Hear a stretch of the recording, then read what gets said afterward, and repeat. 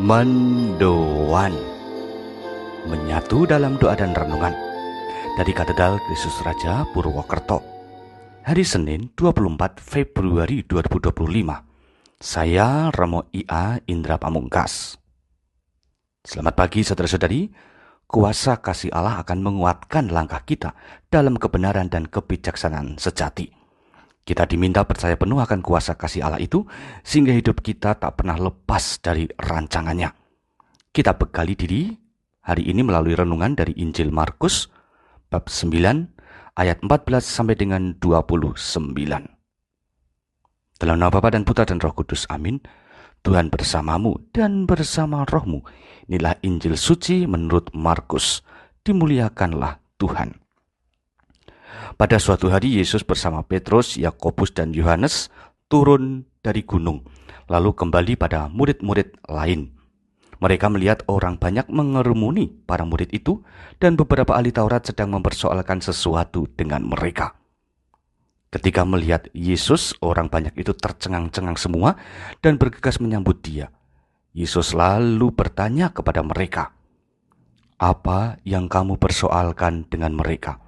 Kata seorang dari orang banyak itu, "Guru, anakku ini kubawa kepadamu karena ia kerasukan roh yang membisukan dia. Setiap kali roh itu menyerang, anakku dibantingnya ke tanah. Lalu mulutnya berbusa, giginya bekertakan, dan tubuhnya menjadi kejang.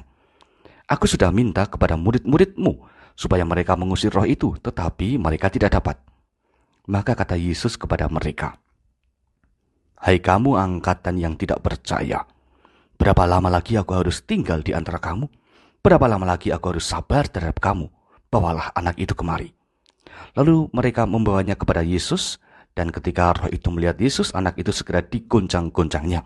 Dan anak itu terpelanting di tanah serta terguling-guling sedang mulutnya berbusa.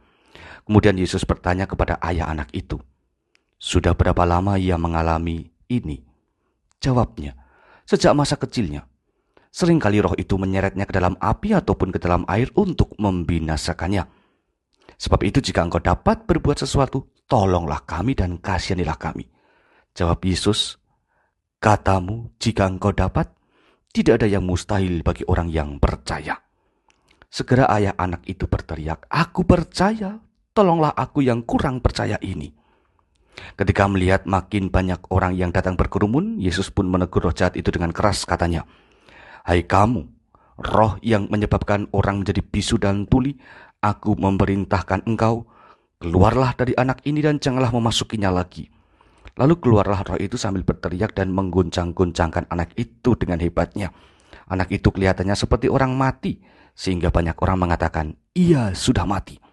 Tetapi Yesus memegang tangannya dan membangunkannya, lalu ia bangkit berdiri. Ketika Yesus sudah di rumah dan murid-muridnya sendirian dengan dia, bertanyalah mereka, "Mengapa kami tidak dapat mengusir roh itu?" Jawab Yesus, "Jenis ini tidak dapat diusir, kecuali dengan berdoa." Demikianlah sabda Tuhan. Terpujilah Kristus. Saudara-saudari, melawan kuasa kejahatan adalah perjuangan kita setiap hari. Banyak cara dibuat oleh roh jahat agar kita masuk dalam godaannya. Kita harus sadari bahwa tujuan kekuasaan jahat adalah merusak segala keindahan yang sudah diciptakan Allah. Sebagaimana dalam Injil, roh jahat tadi dalam diri seorang anak telah membuat anak itu menderita. Namun sekuat-kuatnya kuasa jahat tetap kalah total di hadapan kuasa Allah. Yesus membuktikannya melalui pengusiran roh jahat yang terjadi hanya dalam satu perintah saja. Melalui kata-kata dari Yesus, roh jahat itu melarikan diri. Saudari-saudara, tidak ada hal yang mustahil bagi Allah dan bagi orang yang percaya kepadanya, termasuk melawan kuasa kejahatan. Maka Yesus berpesan hari ini, kita harus tekun berdoa. Kuasa jahat akan sirna jika kita memelihara hidup doa yang berkualitas.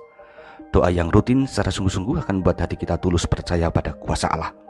Pikiran, perasaan dan kehendak kita akan bersumberkan dari kasih Allah yang menyelamatkan.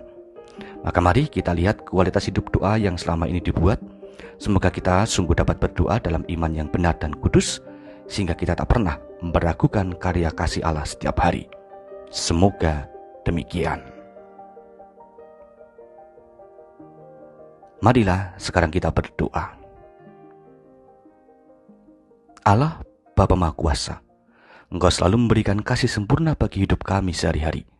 Engkau mengajari pula kami untuk berserah secara total kepadamu. Maka bukalah hati kami agar tetap setia mengandalkan-Mu. Murnikan pikiran, batin, dan perkataan kami dalam iman yang benar, sehingga hidup kami tidak jauh dari rancangan-Mu. Sertailah perjalanan kami hari ini, semoga kami dapat mengalahkan kuasa kejahatan melalui iman yang sejati. Dikau kami muliakan, kini dan sepanjang masa. Amin. Tuhan bersamamu dan bersama rohmu.